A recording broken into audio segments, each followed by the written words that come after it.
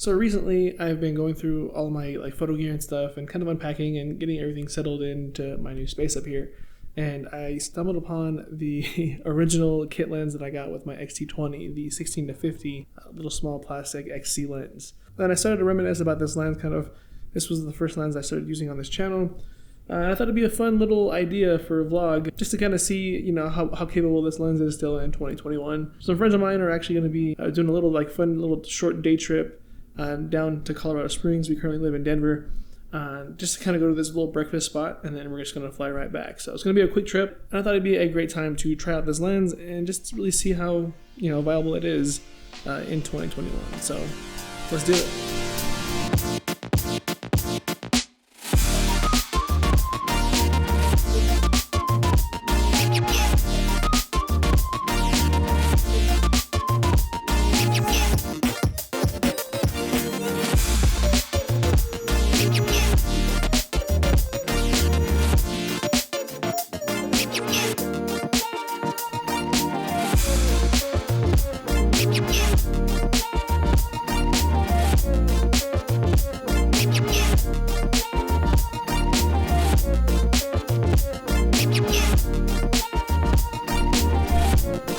Okay, now that I found kind of a quiet spot, the DJ was actually playing some pretty loud music, so I didn't want to get copyrighted, but yeah, that was quite the welcoming party for sure.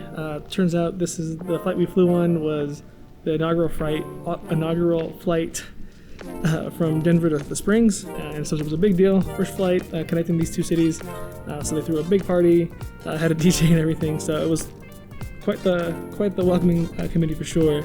But yeah, again, I just wanted to kind of run away real quick just to kind of explain what was going on. But yeah, we're gonna go get something to eat right now. We're gonna hit the airplane restaurant, I think is what it's called. But yeah, let's go. Let's get to it.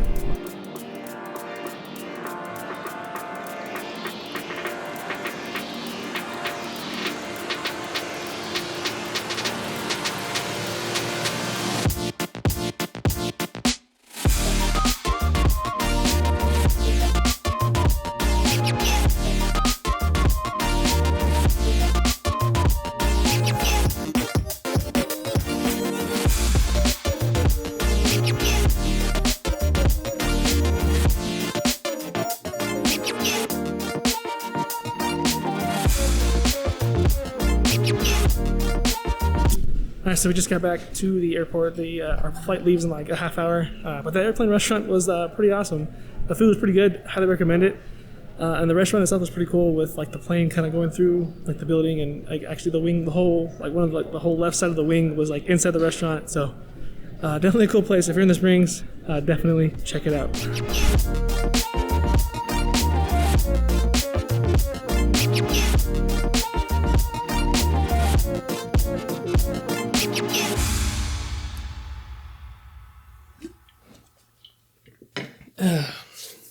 So it has been a couple of days since that little vlog trip that I did.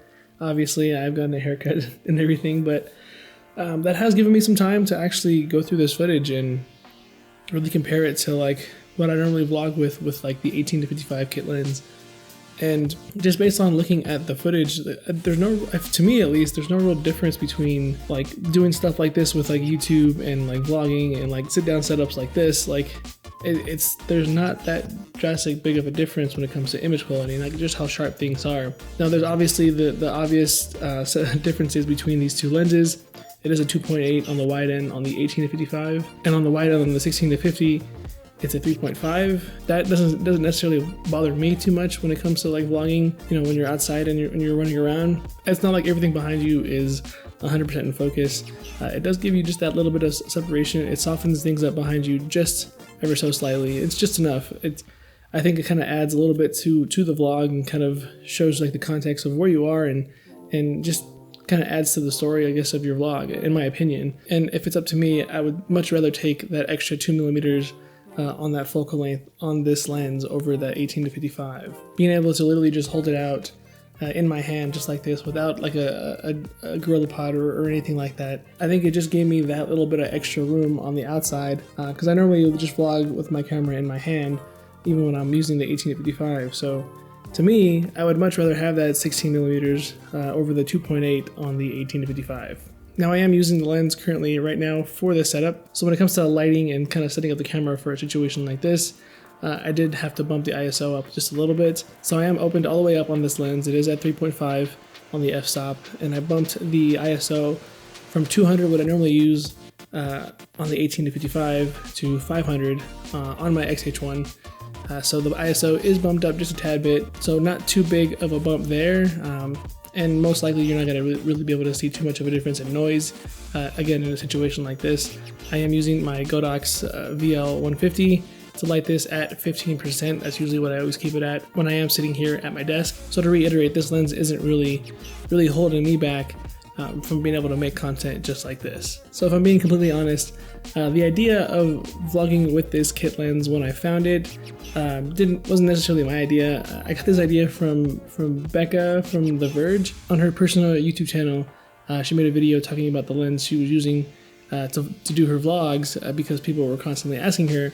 And it turned out she ended up just picking up the basic Sony kit lens to go with her A7C. And I think it ended up kind of blowing some people's minds because they weren't really expecting her to really use a lens like that. And her reasons were completely justified. Anyways, just because, you know, she wanted a really small and compact setup.